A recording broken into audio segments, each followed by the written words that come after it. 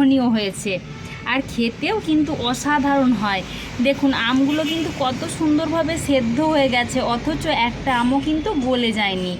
আপনারাও এভাবে আচার বানিয়ে নিয়ে সারা বছর জুড়ে এর স্বাদ কিন্তু নিতে পারেন। আপনারা তো নানানভাবে আচার বানিয়ে থাকেন, এভাবে একবার বানিয়ে দেখবেন তো, আশা করছি আপনাদেরও খেতে কিন্তু অনেক ভালো লাগে। নমস্কার বন্ধুরা, আমার চ্যানেলে আপনাদেরকে আবারও একবার স্বাগত জানিয়ে আজকের পর্বে একদম নতুন ধরনের একটা আমের আচারের রেসিপি আপনাদের সাথে শেয়ার করতে চলেছি। এই এখন কিন্তু যেহেতু আমের সিজন, আমরা তো বাড়িতে অনেক রকমের আচার বানিয়ে থাকি, তবে আমি আজকে যে আচারটা বানাবো খুব সহজ পদ্ধতিতে, আর এটা আপনারা একবার বানিয়ে নিয়ে অনেক দিন পর্যন্ত রেখেও খেতে পারবেন। তাহলে চলুন দেরি না করে ঝটপট আমার আজকের এই আমের আচারের রেসিপি শুরু করি। তো আমের আচার বানানোর জন্য আমি এখানে একটা ভাজা মশলা রেডি করে নেব। তার জন্য দুটো শুকনো লঙ্কা, হাফ চামচের থেকেও একটু কম গোটা ধনে, হাফ চামচ মতো মৌরি আর হাফ চামচ মতো নিয়েছি পাঁচ ফোড়ন। এগুলো আমি একটু শুকনো খোলায় হালকা করে ভেজে নেব, যাতে কোনোভাবেই মশলাটা পুড়ে না যায়, সেদিকে কিন্তু অবশ্যই খেয়াল রাখতে হবে। তারপর আমি শিলনোড়াতে এগুলো একটু গুঁড়ো করে নেব। খুব মিহি করে এখানে কিন্তু গুঁড়ো করা যাবে না, যাতে একটু গোটা গোটা মানে আধ ভাঙা মতো থাকে সেরকম করে গুঁড়ো করে নেব। তো আগে এটা ভেজে নিচ্ছি। তো দেখুন বন্ধুরা, সুন্দরভাবে ভেজে নিয়েছি, একটা সুন্দর ভাজার গন্ধও বের হয়েছে। এবার আমি এটা নামিয়ে নিয়ে একটু ঠান্ডা করে নিয়ে গুঁড়ো করে নেব। তো দেখুন বন্ধুরা, এবার আমি আচারটা বানিয়ে নেবার জন্য এখানে কড়ার মধ্যে অল্প কিছুটা দিয়েছি সাদা তেল। এই আচারটা কিন্তু আপনারা সাদা তেলেই বানাবেন। আর এখানে আমি আমগুলো ছোট ছোট টুকরো করে কেটে নিয়েছি, এই দেখুন এইভাবে কেটে নিতে হবে। আর আমগুলো কাটার আগে ভালো করে ধুয়ে নিয়েছিলাম। তারপর আমগুলো কিন্তু আর কোনোভাবেই জল দেওয়া যাবে না, তাহলে কিন্তু আপনারা যে আচারটাই বানান না কেন বেশি দিন রাখতে পারবেন না। তো আর যদিও বা আপনারা আমটা কাটার পরে কখনো ধুয়ে থাকেন, তাহলে কিন্তু একটা পাতলা সুতির কাপড়ে করে মুছে নেবেন, বা অল্প কিছুক্ষণ ফ্যানের তলায় মিলে জলটা শুকিয়ে নেবেন, তবে কিন্তু আচারটা আপনারা বানিয়ে নিয়ে অনেক দিন রাখতে পারবেন। এবার এই তেলটার মধ্যে আমি দুটো শুকনো লঙ্কা দিয়ে দিচ্ছি। এতে কিন্তু খুব কম তেল মশলা দিতে হয়। এই আচারটা এমনিতেই খেতে খুব সুন্দর লাগে আর বানানো ভীষণ সহজ। এবার কিছুক্ষণ অপেক্ষা করছি লঙ্কাটা যাতে ভালোভাবে ভাজা হয়ে যায়। তেল কিন্তু ভালোভাবে গরম হয়ে গেছে, লঙ্কাগুলো ভেজে নিয়েছি। এবার আমের টুকরোগুলো আমি এখানে দিয়ে দিচ্ছি। আমি এখানে আম মোটামুটি মাঝারি সাইজের 6টা মতো আম নিয়েছিলাম, মাপটা ঠিকঠাক আপনাদেরকে আমি বলতে পারবো না। তো আপনারা চাইলে কিন্তু একইভাবে আমের পরিমাণ বাড়িয়ে কমিয়ে চাটনিটা বা আচারটা বানিয়ে নিতে পারেন। এবার তেলের সাথে অল্প কিছুক্ষণ একটু ভালোভাবে ভেজে নেব। আমগুলো বেশিক্ষণ ভাজবো না, জাস্ট একটু তেলের সঙ্গে নেড়ে চেড়ে নিয়েছি। এবার দিয়ে দিচ্ছি চিনি। আমি এখানে যে আমগুলো ব্যবহার করেছি, আমগুলো কিন্তু প্রচণ্ড পরিমাণে টক, তাই আমি 1 বাটি চিনি দিয়েছি, আরও হাফ বাটি মতো চিনি এখানে দিয়ে দেবো। আর তার সাথে দিয়ে দিচ্ছি পরিমাণ মতো লবণ। আপনারা নিজেদের আন্দাজ মতো লবণ আর চিনিটা দেবেন, তবে আমগুলো কেমন টক বা মিষ্টি সেই অনুযায়ী কিন্তু চিনির পরিমাণ বাড়িয়ে বা কমিয়ে নেবেন। এবার আরও হাফ বাটি মতো চিনি আমি এখানে দিয়ে দিচ্ছি।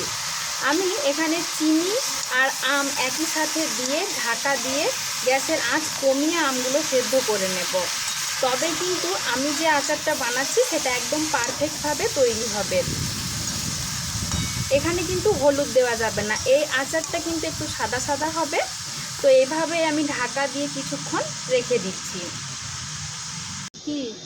তো দেখুন বন্ধুরা, এইভাবে আমি প্রায় 7-8 মিনিট মতো মিডিয়াম ফ্লেমে রান্না করে নিয়েছি। এবার একটু ঢাকাটা খুলে দেখব। তো দেখুন চিনি কিন্তু সুন্দরভাবে গলে গেছে আর আমও কিন্তু অনেকটাই সেদ্ধ হয়ে গেছে, তবে এখনও কিন্তু কিছু কিছু আম একটু শক্ত আছে। আর এই সময় কিন্তু চেষ্টা করবেন খুব কম নাড়ানাড়ি করার, তাহলে কিন্তু আমগুলো ভেঙে যাবে। আর এই আচারটার ক্ষেত্রে কিন্তু আমগুলো গোটা থাকলেই দেখতে বা খেতে অনেকটা ভালো লাগবে। আর এই আচারটা বানানোর সময় আপনারা কিন্তু কোনো রকমের এক্সট্রা কোনো মশলা অ্যাড করবেন না, শুধু এইভাবেই আমের আচারটা বানিয়ে দেখবেন, খেতে অসাধারণ সুন্দর হয়। এখনও যেহেতু অনেকটা চিনি মানে জলের মতো হয়ে রয়েছে, তো আরেকটু গাঢ় করে নেব। এদিকে যে মশলাটা আমি সবার প্রথমে ভেজেছিলাম সেটা আধ ভাঙা করে গুঁড়ো করে নিয়েছি, তার কিছুটা আমি এখন এখানে ছড়িয়ে দেব, সবটা একবারে দেব না, আবার কিছুটা শেষে দেব। তো এইভাবে আমি ওপর থেকে ছড়িয়ে দিয়ে রেখে দিচ্ছি ঢাকা দিয়ে। তো আমগুলো কিন্তু এই সময় খুন্তি দিয়ে একদমই বেশি নাড়ানাড়ি করা যাবে না, তাহলে একদম আমগুলো গলে যাবে।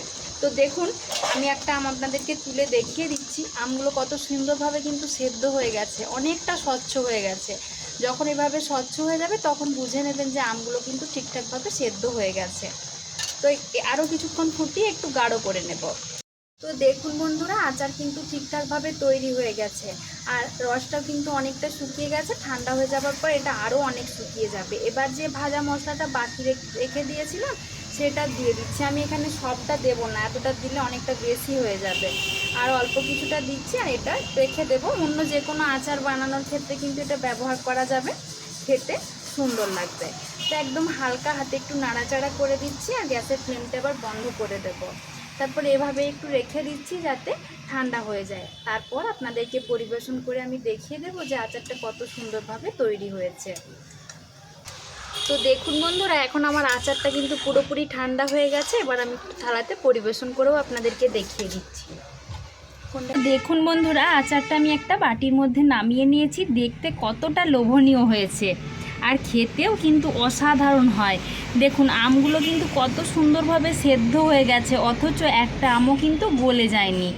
আপনারাও এভাবে আচার বানিয়ে নিয়ে সারা বছর জুড়ে এর স্বাদ কিন্তু নিতে পারেন। আপনারা তো নানানভাবে আচার বানিয়ে থাকেন, এভাবে একবার বানিয়ে দেখবেন। তো আশা করছি আপনাদেরও খেতে কিন্তু অনেক ভালো লাগবে।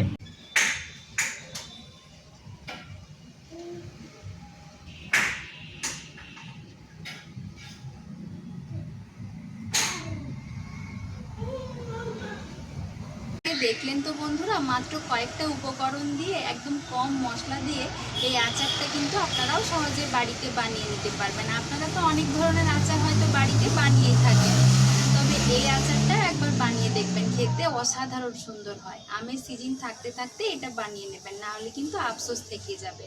তো আমার আজকের রেসিপি কেমন লেগেছে অবশ্যই কমেন্ট করে জানাবেন। ভালো লাগলে একটা লাইক ও শেয়ার করে দেবার জন্য অনুরোধ করছি। আজকের মতো এই পর্যন্ত। খুব তাড়াতাড়ি আবার দেখা হবে নতুন কোনো রেসিপি নিয়ে। সবাই ভালো থাকবেন, সুস্থ থাকবেন। ধন্যবাদ।